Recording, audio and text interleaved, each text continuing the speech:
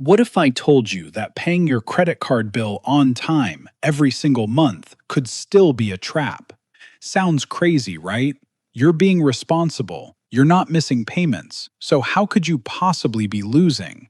Here's the uncomfortable truth. Minimum payments aren't designed to get you out of debt. They're designed to keep you in it for years, sometimes decades, while you hand over way more money than you ever borrowed. In this video, we're breaking down exactly how the minimum payment trap works, why credit card companies love it, and the one number on your statement you need to start paying attention to. Picture this. You've got a credit card. You use it responsibly, and every month that little minimum payment number pops up. Let's say it's 40 bucks, and you think, great, I paid my bill, I'm good.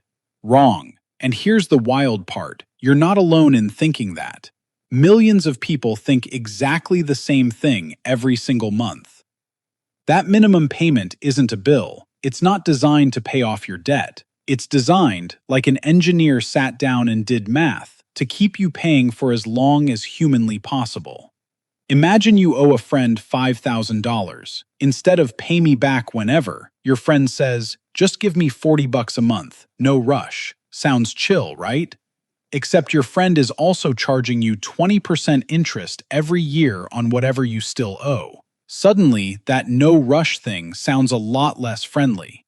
That's basically what's happening with your credit card, except instead of a friend, it's a massive financial institution. Take all the time you need, because the longer you take, the more they make.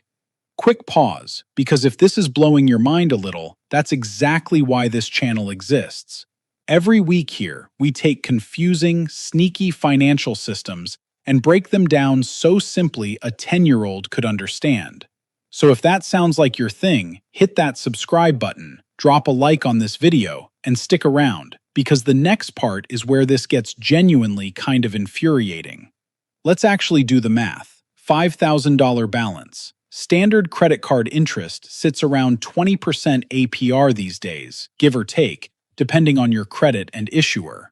Your minimum payment is calculated one of two ways: a flat 1 to 3% of your balance, or all the interest plus 1% of what you borrowed. Whichever number is bigger, that's what you pay. That minimum payment mostly goes to interest first. Of that $100-ish, a big chunk evaporates into interest, and only a tiny sliver chips away at what you borrowed. Imagine filling a coffee cup with a slow leak at the bottom. Every month you pour in water, that's your payment.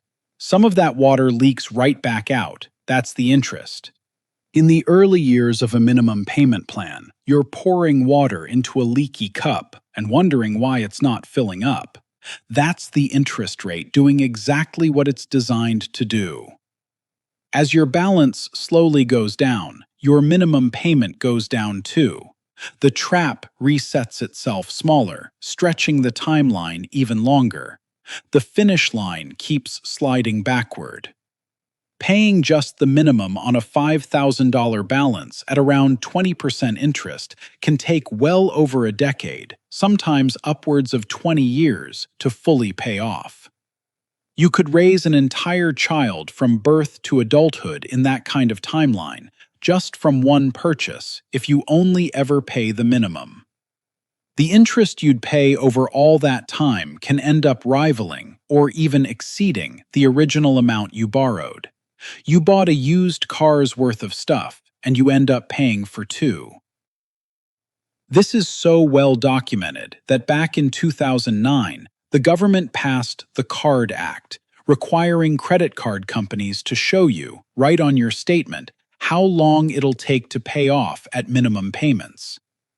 Go check your last statement. It's probably in a little box you've never actually read, showing your payoff time and what you'd need to pay to knock it out in 3 years instead. You might think, I'm not dumb, I'd never fall for this. Here's the thing, it's got nothing to do with being smart or dumb. This trap works because it's designed around how brains naturally work. We're wired to focus on the immediate, easy number. $40 a month feels manageable. It feels like a subscription, not debt. Nobody calculates compound interest in real time at checkout. Banks aren't relying on you being careless. They're relying on the minimum payment being low enough to feel painless, but high enough to count as paying your bill. It's a carefully tuned number. You'd think, okay, the credit card company must want me to pay it off eventually, right? They're not just going to let me pay forever. Nope, that's the twist. The longer you carry a balance, the more money they make off you. It's not a bug in the system, it is the system. Minimum payments are a business model. If everybody paid off their balance in full every month, credit card companies would make way less money from interest. The interest is the product. That's their business plan working. It's kind of like a treadmill that looks like it's taking you somewhere, but it's actually just running in place, except you're getting charged for the electricity the whole time. So how do you get off this thing? First, pay more than the minimum. Even an extra 20 or 30 bucks a month can shave years off your payoff time and save serious money. Second, attack the highest interest rate balance first if you've got multiple cards. This is the avalanche method. Pay minimums on everything else. Throw extra cash at the highest interest card. Third, actually look at that little box on your statement showing payoff time and the 3-year payoff amount. Let that number motivate you to pay more than the bare minimum. Fourth, if your credit is decent, look into balance transfer offers with a 0% introductory period. There's usually a small fee, but it can buy you months of interest-free breathing room.